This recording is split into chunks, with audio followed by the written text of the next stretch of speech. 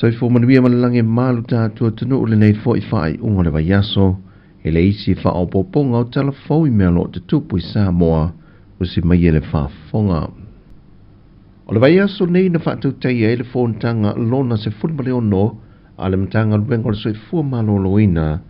malo ia e le whaawa wino ana ngā luenga ma tiu te tau ave, o le nei fo I tausanga lua whelua se fulmale lima. O le tausanga ntea e le imwhai o na whaatau nuina e le teimi whape nei, o no nisi o mafua angale ma alo fia, ma tua tuangia o nisi o sui o le whaalapo tonga a le soifua maloloina.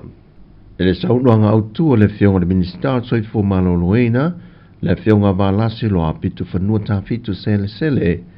o le sini ma le au tua le wha moe moe le whontanga e pe o na whaatinoine tausanga te tasi. Ina ia ngā lulue whātasi ai o se a inga soifua maloloina, nuti mea ma wao manongi whātasi,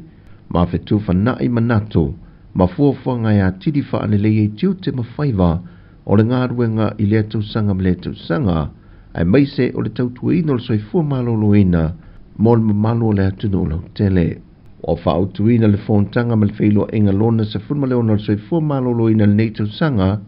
o le lalanga ina o le soifua maloloina mo ainga manu, weaving health for our ainga. O le anganga o le fia ma le anganga vivi I ma whaaftai, e le presidente o le lotoa le to manga mo e popo ngā tia, le tina ia sili Niulina Chang, e le awhea e se whaalapo pitonga tina mai au se tālia, le Sahavalia Keriso Ministry, ina uo lātou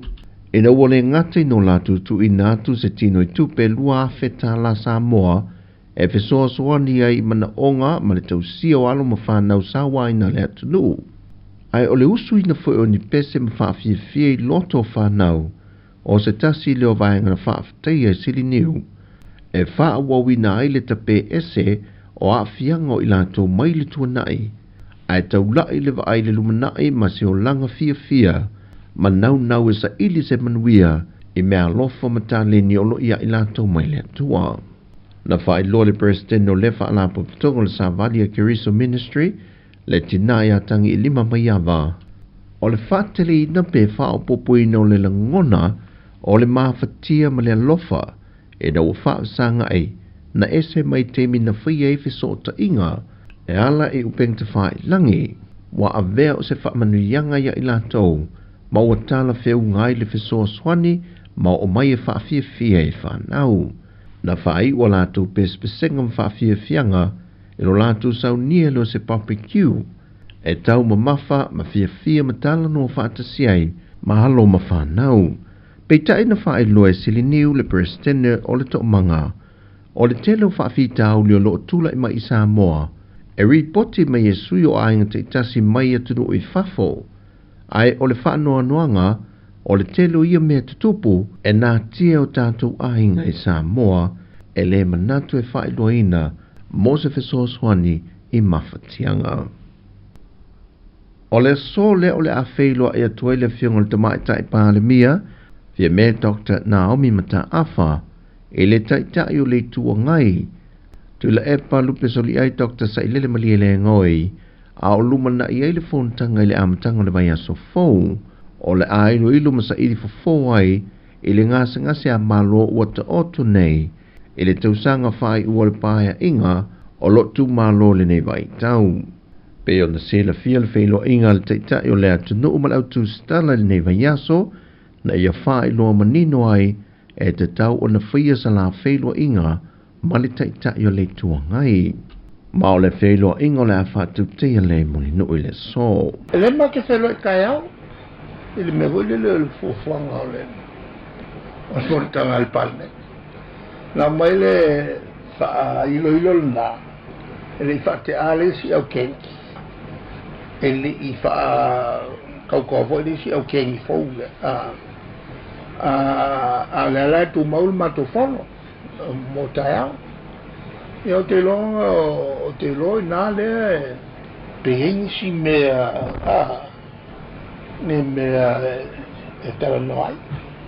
E o te longa la, a mato atu mato. E makofo. Le vanga lea. Le whakupu vesi. Totelea forma HRPP. Pisi me wile se buruburu ngā vede amatou o HRPP le tonu ma HRPP le wa fafo mal mafana ia makola le wa fafo mal mafana la o tu on sinaunga atangata sa HRPP ia matangata le HRPP o lo te telefoi le hawa noe tui le epa, mo le te fono o le vaenga wha o pofai e le wha tui le tuasa mo o tasi, pe a whai o lo fia whei lua i mai foi. La tau te sa eili fufo wha tasi, e le wha fita auli wa tula i mai le pati e le fast. O le masino te se mana fuafua e tui wha foi mai ai i Samoa, le tasi o wa lele le company wa lele le Samoa Airways, lea o lo i ka nata lava, o se tasi leo vale le pito i leva, wasilie le tōl se frutu sanga o lana tautua le atu noo, na ave natu mo ngā ruenga wha ale leia, ma toi wha fauni se o whaenga ua mo o mia. Peitai, wa toi tolo i tuare te me toi wha fo i mai ai, on wha i loa e le pule silo le company wa lele a Samoa Airways, wa tele isi whaenga wha au popo, e pei o le toi wha ale leia ato o te tonu, ma toi suia se a fifou, o nei siri atu leana tau ngō fie, nai lo le whaatawina o se waalele fau. Sau noa wha wo o whatu tielu, e whai tau miliona le whaatu penga o lea ngā ruenga, mai o lo whaatu pe na lawa le kompani waalele, whaata se masena noa tupe. Mai o le masina o mati le wai e le fōwhanga, e toi tau nuu mai e le atu nuu le waalele na ave whai, e tolu waalele le kompani waalele Samoa Airways, o le awa i wai uma i kānata mō ngā ruenga whaale leia. O tala fōu i le whai unga le neiva yaso, manuia telo le tātua tino, whasoi foia.